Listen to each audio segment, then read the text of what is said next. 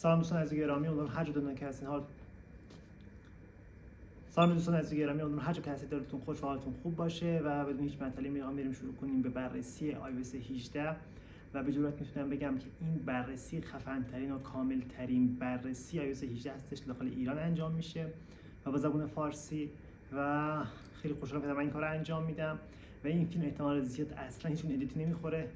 حالا ادیتور عزیزم واقعا نمیکشه، حقم داره واقعا، ولی میخوام این فیلم خیلی سریع شما دوستان عزیز برسه و شما بتونید خیلی سریع از رویداد مطلع بشین و میخوام زودتر از همه شما این رو بدونید که چه اتفاقی افتاده. البته خدا نکنه هیچ وقت فکر نکنید من واسه این بوده که میخواستم اولین نفر تو ایران باشم و بتونم فالوور و سابسکرایبر بیشتری جمع کنم. پس هیچ معطلی بزن که بریم. داخل این ایونت رویداد چیزی که اتفاق افتاد، آپل اومد ذره سرصدای قزقر گفت میخواد چی کاری رو انجام بده و چند تا اتفاق افتاد که اولین چیزی که میخوام بهش بپردازم اینه که قسمت والپیپراش قشنگ مثل بگم والپیپرهای شیائومی شده. خب مثلا دیدی شیائومی یه عالمه والپیپر داره، در همون شده. واقعا نشون داد که داخل زمین یه چند وقت دست به والپیپر نزده بود، ولی الان نشون که پرقدرت ظاهر شده، میخواد دهن همه رو سرویس کنه. والپیپرها واقعا یابت شدید داشته و تونسته یه عالمه مدل والپیپر رو خودش اضافه کنه.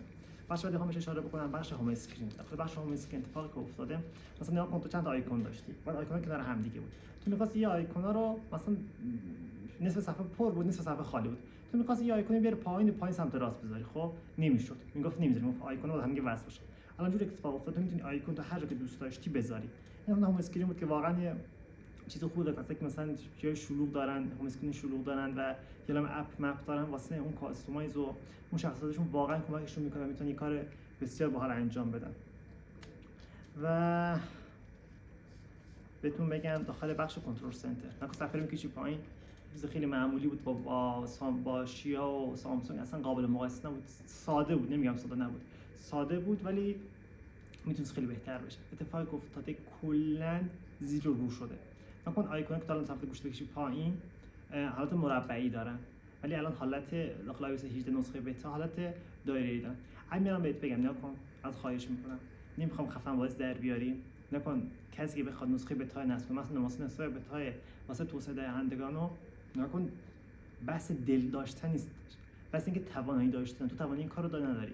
99% افراد نمیتونن این کارو انجام بدن. خود من که اینقدر میدونم میگم چه مرضی، من دارم تو ایران زندگی میکنم، یه آیفون کمش 40-50 میلیون قیمتشه، بیام نسخه بتا رو نصب کنم مسخره باشه، داخل سایت برم ثبت نامش رو بکنم، نکن دنگ و فنگ زیاده، اصلا سمتش نرو، هم باتری بیشتر مصرف میشه، هم باگاش زیاده، بعد باگ بخوره نکن دهنت سرویس میاد درست کنی، چون هیچ مشکل نداره، فقط تو این مشکل رو داری.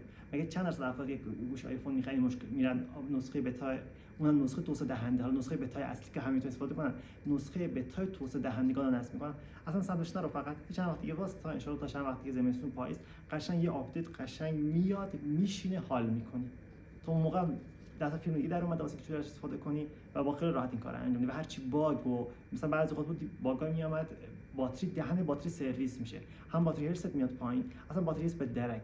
خود الان دارید گوشی استفاده میکنی هی مجبور چند بار بزنی به شارژ، دهن سرویس میشه، اصلا سمتش نرو. داشتم بهت میگفتم هاش کنترل سنتر کلا یه شستشویی کرده کامل اساسی، قشنگ مثل شیا شده، یا عالمه میتونی مثلا کاستومایزش کنی، شخصی سازیش کنی، اصلا هر چی بخوای میتونی اونجا اضافه کنی. مثلا کنترل سنتر میتونی فلان کار انجام بده، واقعا میتونه انجام بده، اصلا چیزای عجیب غریب، هر چی خیلی خفن شده. و چیزی که حالا بخش از نکات که میگم واسه ایران نیست، خب خوبه که بدونید، چون دونستان بهتره از ندونستان. البته گاهی اوقات هم میشه که ندونسته بهتره دونستان باشه، ولی خب واقعا شامل ما وارد نمیشه. این قسمتش اینه که داخل کنترل سنتر وقتی مثلا قسمت دیتا وای فای رو میزنی، یه بخش داره که کانکت تو ساتلایت، ارتباط ماهواره‌ای، که ما متأسفانه داخل زندگی میکنیم از این شرایط برخوردار نیست. یک چیز خیلی خفنه که در ادامه بهش اشاره میکنم. حالا بخوام کار بعدی که داخل اتفاق افتاده اشاره کنم، نکن داخل کنترل سنتر مثلا داخل گوشی‌های انکتوس با گوشی سامسونگ و شیا دیده باشی دور و برت، دیدی که وقتی که صفحه رو میکشی پایین بالا سمت راست بخش کنترل سنتر میدونی گوشی رو خاموش کنی، واسه آیفون اینجوری یا با سیری میگفتی خاموشش کنی، سیری تون آف تو فون، یا اینکه بهش میگفتی که چه اتفاقی بیفته، یا میگفتی دکمه‌اش نگه داره که بیاد حالت خاموش کردن. الان با این راحتی میتونی صفحه رو کشی پایین و گوشی رو خاموش روشن بکنی. برگام همیشه با هم همراه هست، تو هیچ نکته از قلم نزن، تو تنس استفاده ازش ببری و واقعا فکر نکنی که ممکنه فراموشی داشته باشم و یک کلمه رو فراموش کنم میدونی که. و کلا بخش کنترل سنتر هوم اسکرین، یعنی کلا این قسمته که کلا تو کلی iOS و آیفون داخل بخش آپدیت نرم افزاری کلا یه عالم عقب از قسمت اندرویدیا.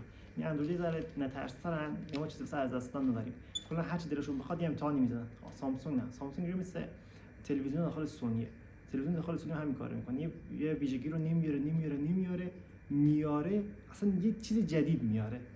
واقعا همین کارو میکنه داخل آیفون، نمیاره وامیسته میاره، خیلی کامل و جامع میاره. واقعا بخش کنترل سنتر خیلی آپدیت خفنی داشت و تونست نظر خودم به شخصا جمع بکنه. نکن داخل بخش کنترل سنتر، داخل بخش هوم اسکرین تو میتونی حالت صفحه تو بذاری دارک نایت، دارک دی، حالت اتومات بذاری و تغییر بکنن آیکونا. و اینکه کلا آیکونا بیشتر شبیه اندروید شد. نکن مثلا آیکونا رو تم عوض میکنی، تم که عوض میشه آیکون هر مثلا نرم افزاری هم بسته به اون تم عوض میشه و تو غیر اون تو میتونی بازم خودت رو قسمت رو بزنی و رنگ آیکون ها رو با توجه به تم کم و زیاد کنی. مثلا چیز وحشتناکه مثلا رنگ خود تم رو عوض کنی و رنگ پس زمینه خود اون تم رو کم و زیاد کنی که چیز خیلی باحالیه. و برات بگم که نکن بالاخره پس از سالان دراز، چه میدونم پس از دهه‌ها که الان گوشی‌های خیلی قدیمی اندروید، میگم مال 6 7 سال پیش بیشتر، خب حالت سرچ هیستوری ماشین حساب داشتن، بالاخره آیفون از تصمیم گرفته که اسکی بره از اونا و بعد از چندین دهه بهشون کپی بکنه و هیستوری اضافه کنه. ولی بعد گفتم که اضافه میکنه خیلی قشنگ اضافه میکنه.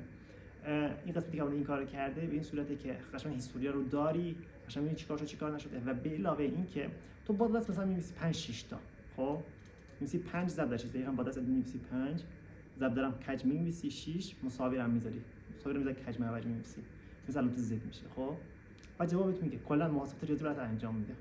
خیلی خفنه. این داخل مک امسال هم عرضه کرد و خیلی واقعا چیز باحالی بود. و دیگه چی بهت بگم؟ از این قضیه واقعا به صورت تقلبی استفاده نکن، خب ولی نکته واسه این چیزا تحلیل بهت کن. تقلب به نظر من زمان خوبه تو از این مرحله زندگیت میخوای بپری به مرحله دیگه زندگیت، خب شاید اونجا تقلب بتونه کمکت کنه ولی نه همیشه، ولی خب واقعا میتونه اثرگذار باشه. ولی که تقلب توی یک برهه از زندگی که تو خالص نمودار عطف نره، به نقطه عطفت نرسی، فقط داری مسیر رو تیم تو نقطه عطف برسی، به نظر من فقط داری شرایطو بدتر می‌کنی. به نظر من تو اونجا داخل اون تا جایی که به نقطه عطف زندگی میرسی، می‌خوای یه مرحله جدید باز کنی، چون مثلا کنکور چون چیزی دیگه باشه، تو اونجا تلاش تو بکن، تو کل مسیر تلاش تو بکن، شد تقلب کن، نشد بخون، شد حتی خود جواب بده و در ادامه تقلب هم بکن، خیلی قشنگ زیباتر هم میشه. منظورم حالا کنکور کلا کل زندگی بود، واسه این نکته آموزشی هم بهتون میگم، چون که فقط اون تقلب باشی تو 100% تلاش نمی‌کنی تقلب می‌بینی، روز آخر این هر اتفاق میفته همه شرایط عوض میشه.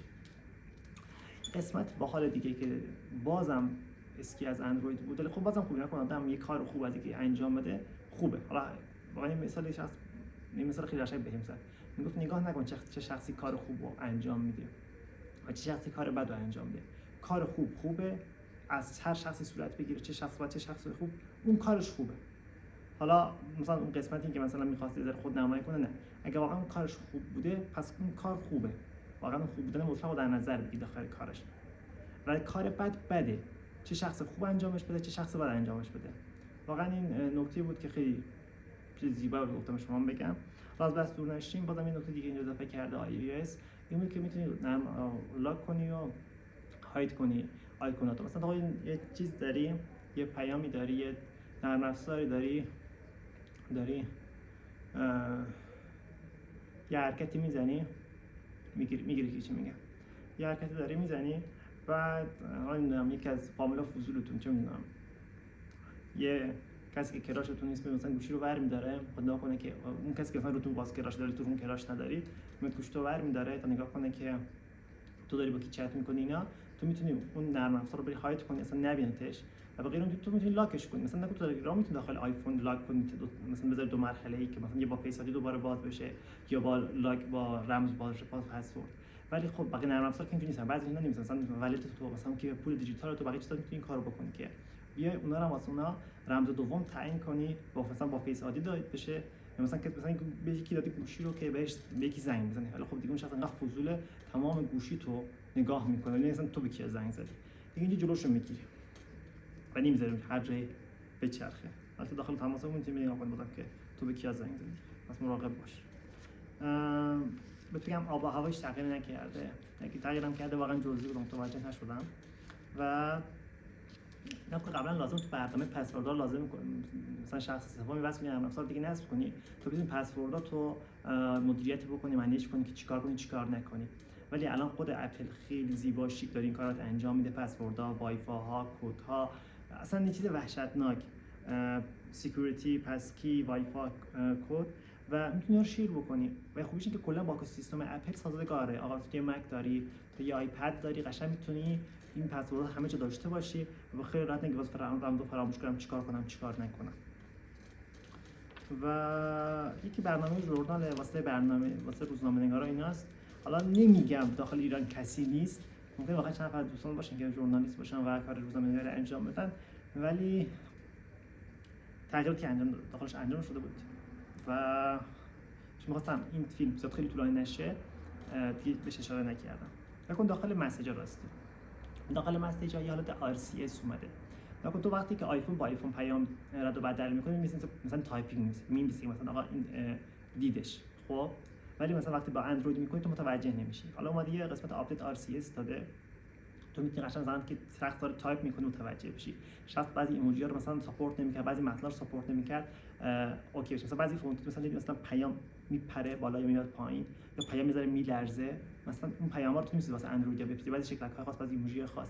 الان تو می‌تونی این کارو بکنی. چیزی که می‌خواستم بهت بگم، تو تا اینجا که اومدی من واقعا دارم واسه تو محتوا سازی می‌کنم، ممنون میشم لایک کنی، سابسکرایب کنی. تا چیزی که می‌تونی تو به کارت انجام بدی، یه کار رایگان کاملا فری و رایگانه ولی خیلی کمک بزرگی به من می‌کنه تا بتونم ادامه بدم خیلی شرایط سخت و ممنون میشم این کارو واسه انجام بدی. حالا اگه بگذاریم بریم بحث بعدی، واسه بخش فرمان واهواره‌ای بود که خیلی خفن‌تر شده بود که تو ایران انجام نمیشه و تو هم مثلا تو بیابون هم باشی، یا فرق کدوم بیابون باشه، بیابون ایران باشه بیابون آمریکا باشه، بیابون آمریکا باشه که هر دو جا ما آنتن نمیده، هم ایران هم آمریکا، تو جایی که آنتن نمیده اون ماور است گوشت میگی سمت ماور واسه میشه میگی من کمک لازم دارم کفتار بهم حمله کردن زنده میمونه، ولی اینجا متاسفانه نه. و یه چیز خیلی خفن بود، خیلی باحال کردم، یه اپل کش بود. نکن تو مثلا میخوای پول پرداخت کنی، حالا چیزی بیشتر تو ایران کاربرن تو خارجه واقعا، دو تا آیفون با هم نزدیک میکنی میزنی. مثلا این قسمت بود مثلا میرفتن طرف میخواستن آشنا بشن، خیلی مثلا لاچیل بازی دو تا گوشی آیفون با هم وصل میکردن انتقال اطلاعات انجام میشد. الان دقیقاً همون قضیه است. الان با این قضیه قشنگ میتونی سریع پرداخت انجام بدی و خیلی واقعا چیز خیلی خفن و باحالی به نظر من. و البته یه قسمت خیلی باحال با بچه‌های گیمر هم بهتون بگم، اینکه حالت گیم مود اضافه شده داخل مک او اس قبلا بود. این گیم مود باعث میشه کلا گوشی اپتیمایز بهینه‌تر بشه واسه بازی تا بتونه بازی جوان‌تر و باحال‌تر و خفن‌تر اجرا بکنه. حالا باید ببینیم بیاد ببینیم چیزی چقدر فرق میکنه واقعا حالت گیم مودش با حالت معمولیش. نه تا قسمتی که واقعا نفت خفن نشه نظر من قسمت فوتو. مثلا بخوای عکس بگیری، مثلا کسایی که زیاد عکس میگیرن، مثلا یه سازماندهی خیلی قشنگ و زیبایی داخل این قسمت انجام شده. ببخشید. و کلا دسترسی به فوتوها خیلی راحت تر میشه وقتی این iOS بیاد بشینه رو گوشیاتون.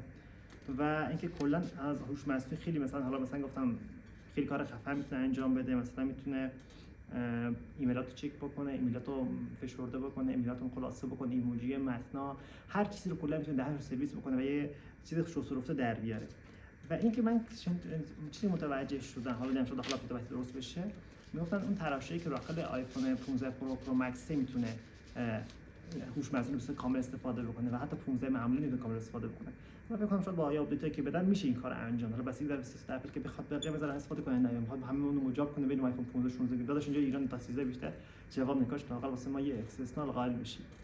و هوش مصنوعی هم که بهتون گفتم، میدونی تنها چیزی که واقعا جاش خالی بود به نظر من داخل این مراسم این بودش که هنوز آیفون نفهمیده آقا بیام صفحه رو 2 قسمت کنم، اسپلیتش کنم، بتونم 2 تا برنامه همزمان ران کنم، اجرا کنم. یکی لازم داره بابا دهن سرویس تو خودت اضافه کن دیگه، دهن هممون سرویس کردی.